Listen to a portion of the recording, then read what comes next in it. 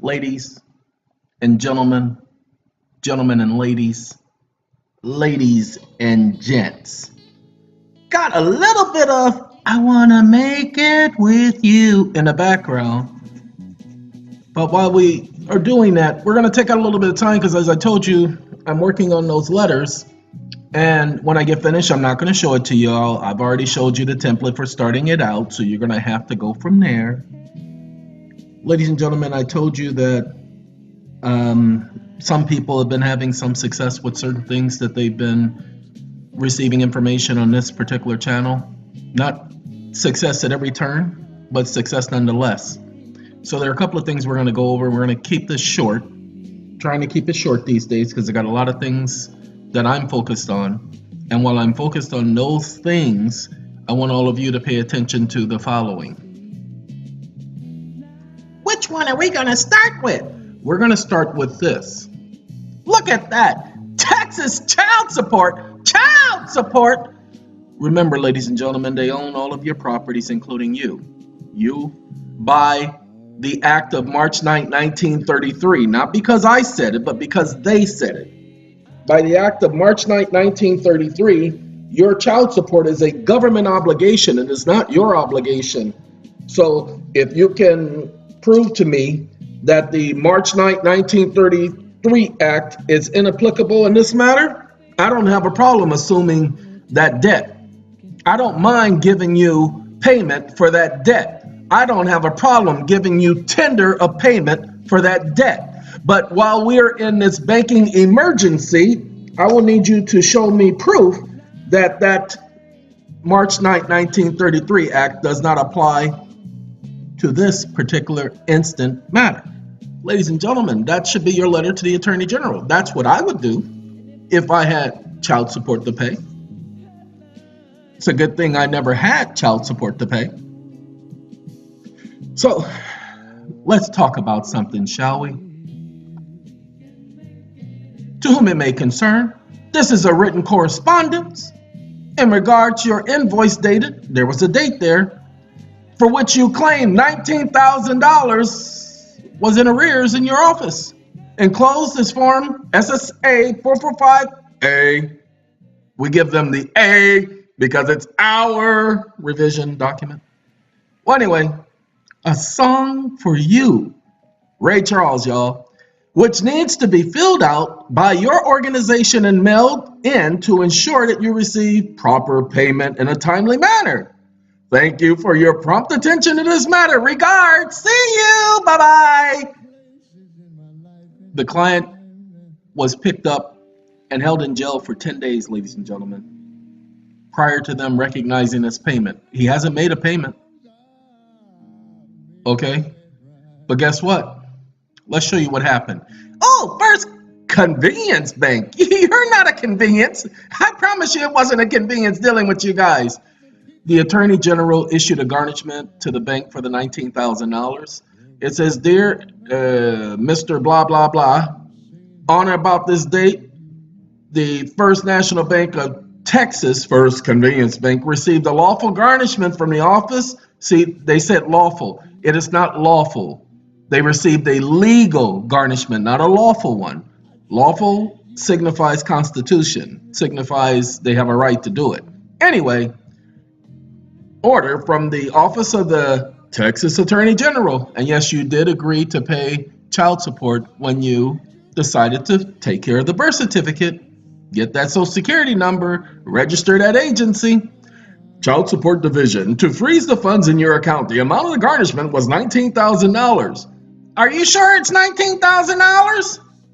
See, that's the one. Hold on. Okay, so 19,000. Uh-oh, I'm about to mess up. Not gonna mess up. Let's move you back. All right, we are sending you this notice to let you know that you're getting on our nerves. So I got to get my hand going. All right, to let you know what we have done in response to the garnishment order. We are going to hold your funds. We are going to take those funds. We're going to take them out of your account. Oh, and then we're going to charge you a legal fee, a legal processing fee. No, you don't get to charge me because you're garnishing my account.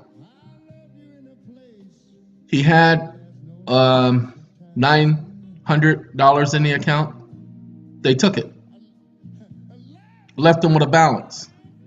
They took the $900 and still charged him that stupid fee, $100. How are you going to charge me $100 for a garnishment order? Because they like to charge fees, people. See, $19,000 after they took his money, $866.25.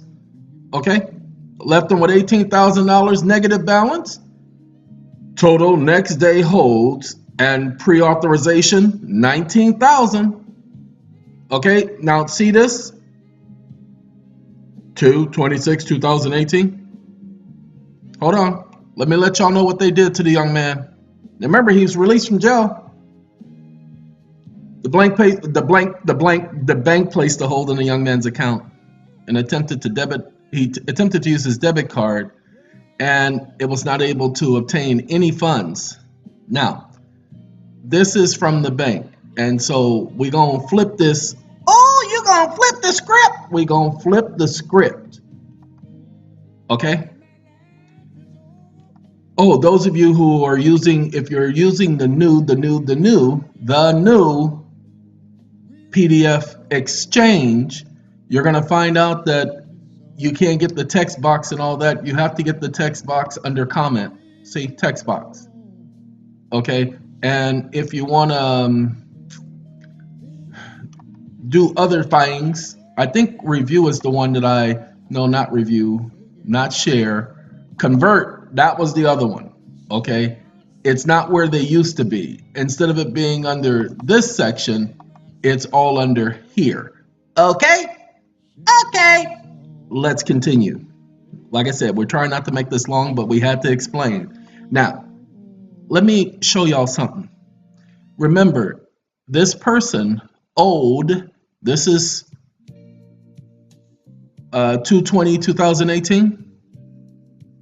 This person was said to owe, pay attention, $19,000.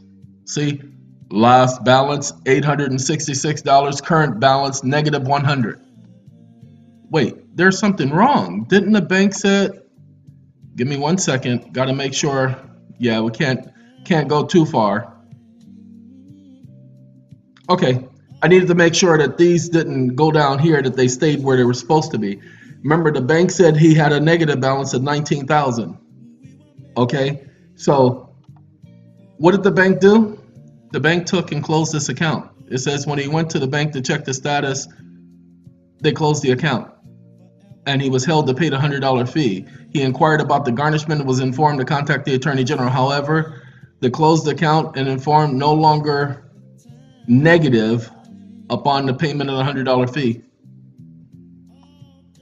Okay, now he has all of this proof that he tendered payment and that it says process $100 fee negative for adjustment, then legal. There's the legal fee. That's where the negative $100 come from. Okay, they adjusted it from the original balance that he had in the account of $971. Okay, ladies and gentlemen, refund. Why was there a $5 refund? Remember, they charged him $5. Why was there a $5 refund? Oh, I see what the $5 refund is, the ATM fee. Couldn't charge him an ATM fee. He's not withdrawing any money. Okay. Ladies and gentlemen, this is a child support case where a person just sent that letter in that we just showed you. That's the letter they just sent. They sent the cover page, just like they were instructed. And what happened? What happened, Mama? There go that man again. That's what happened. Okay. They followed the instructions. They just added this to the top of the Social Security form. Ladies and gentlemen, my form is a little bit different than this, but you can do exactly what they did. All they did was took the same form, and all they did was gave authorization at the top. They kept the same words, I, the name of the person, as grantor and beneficiary do hereby grant authorization for the tender of the fees for services. Remember, you must tender payment. All debts are legitimate in the United States. You cannot claim a debt is illegitimate because it's all United States debt. You need to understand it's all government debt. They are obligated for it. Okay? So you must tender payment. And what these individuals did when they tendered their payment, what they do. I'm trying to pull it up, but it ain't pulled. There we go. When they tendered their payment, you know what they did? Ladies and gentlemen, they kept evidence that they tendered payment. So now we go to court. Now we go to court. You got your monies. You got your monies. Is there anything else remaining? Remember, they didn't tender payment for $19,000. We go to court. Let's find out how much payment was tendered for. You didn't make a mistake. No, I want to see all of the financial records regarding this account. Why? Because we'll see how much they actually got paid. That's what I'm doing if it's me. You're going to keep me in jail for 10 days? And then you're going to close my account? And then you're going to pretend that this never happened? All right. Ladies and gentlemen, before I do any other video after this, I will be doing an update on the Defrauded Homeowners of America lawsuit and the next lawsuit for that group that we'll be filing.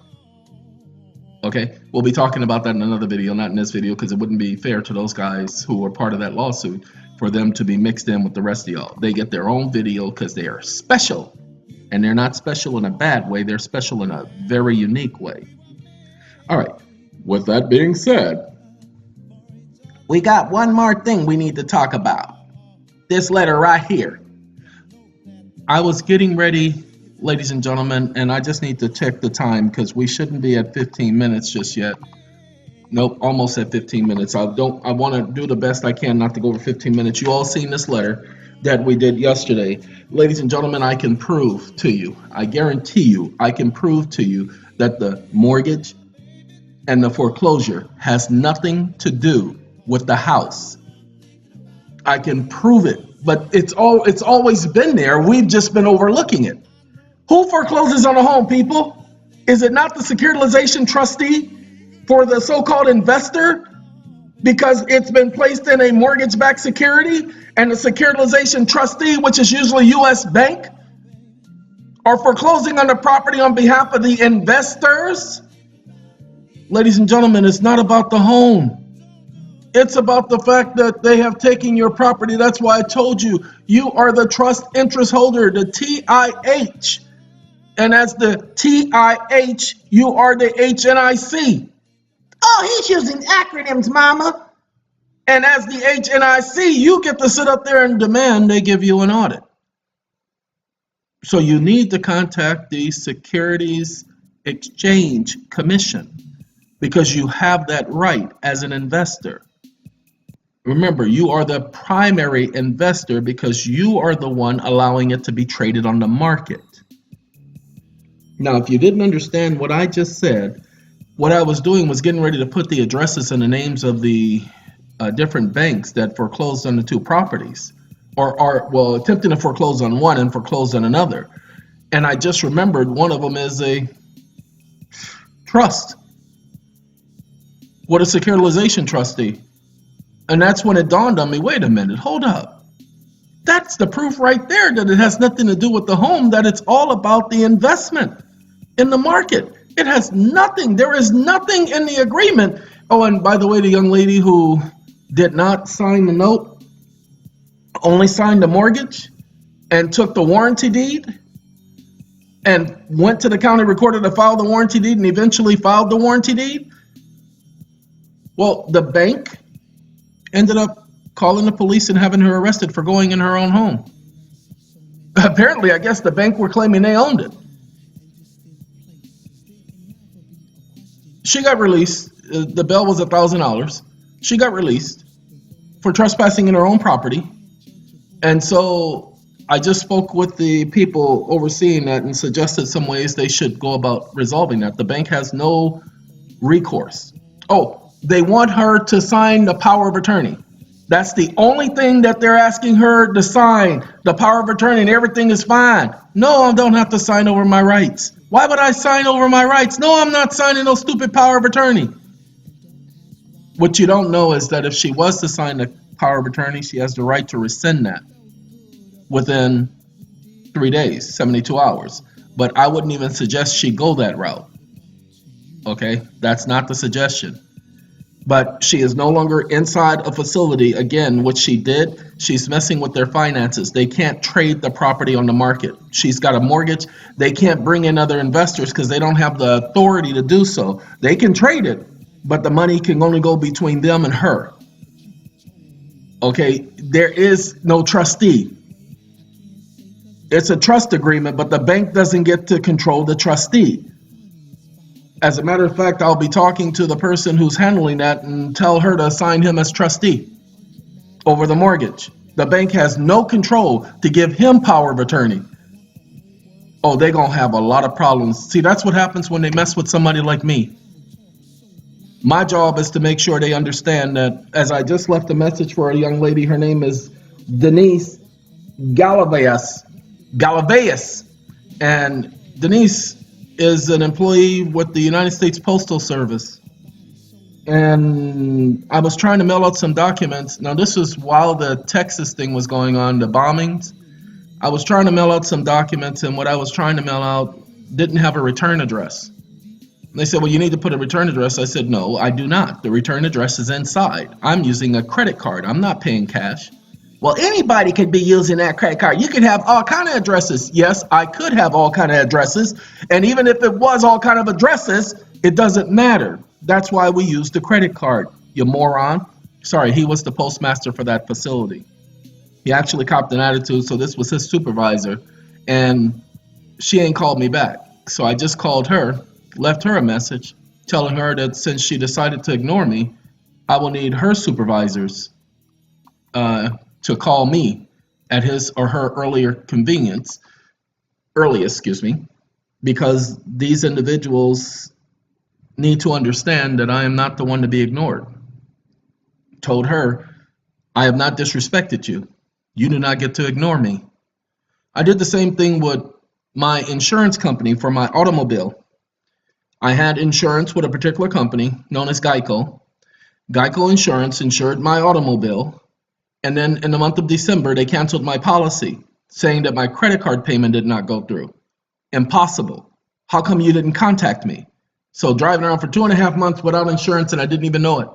How come you didn't contact me? They had no response, ladies and gentlemen. Well, we sent you a letter. You could not have sent me a letter. There's impossible because that particular address doesn't receive any mail. There are no mailboxes. There's no postal delivery there. So how could you send me mail when I was paperless? Where is the email? Well, sir, blah, blah, blah. So I was getting a windshield replaced. They were going to charge me my $100 deductible. Normally I get a $0 deductible or a $25 deductible so that I don't have to pay for glass replacement. I always get free glass replacement, but this time they wanted me to pay the $100 deductible, and I'm going into a little bit longer because I just thought I'd explain this to you guys, how I work. And I said to myself, okay, I'll pay the $100. They canceled my policy. Man, they canceled my policy without telling me. All right, then they're going to pay for the windshield. So windshields cost anywhere from $250 to $500 to be replaced. I used to do glass replacement and glass repair. Okay. So I understood. So I called them. They came out. Oh, we were just here for a repair. No, this is a replacement. Oh, well, we don't have the glass. It won't be until Friday. That was Tuesday. I said, 3 more days.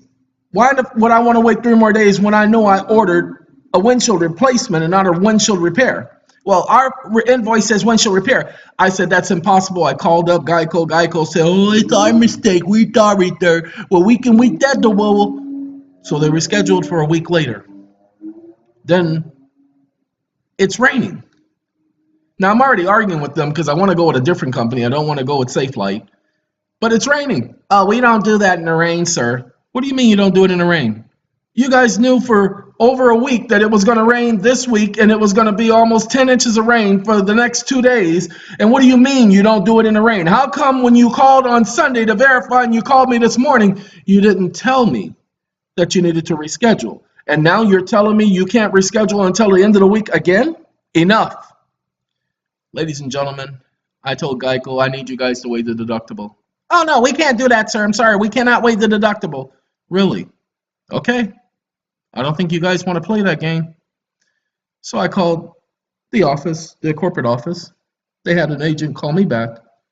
I called him back, left a message. He never called me back. So I called him back yesterday and I told him, I said, look, if you are the guy who called me back last week, associating yourself with Safelite, catching an attitude, I said that I don't want to speak with you. I want to speak with your supervisor. If you are not him, I left a message with you last week. I have not heard back from you. It's been 5 days. Enough. I need to speak with a different agent and or your supervisor regarding this. He called back, told me about the misunderstanding, apologized, and I accepted his apology. Very nice guy. He wasn't trying to disrespect me. I just thought it was disrespectful because he worked with that company and then I left him a message and he didn't call me back in. I got real butthurt. That's right. I said butthurt. And I told him, you don't get to ignore me. They waived the $100 deductible, which is exactly what I wanted from the beginning. That's the payment for terminating my account without telling me.